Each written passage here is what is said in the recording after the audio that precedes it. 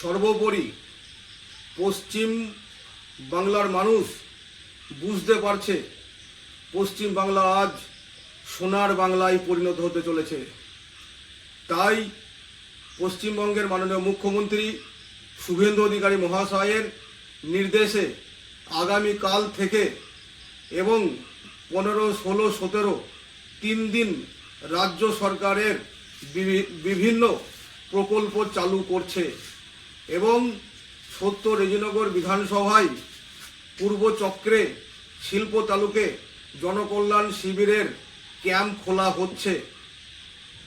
তাই আমরা প্রত্যেক গ্রামের কার্যকর্তাদের দিয়ে বার্তা দিয়েছি।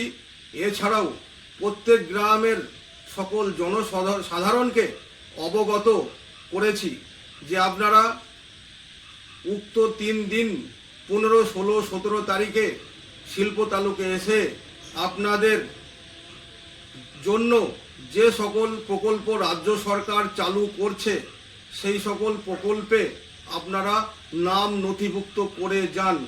কারণ এর আগে যে সরকার ছিল সেই সরকারের আমলে অনেক গরিব দারিদ্র অসহায় মানুষ অনেক প্রকল্প থেকে বঞ্চিত হয়েছে।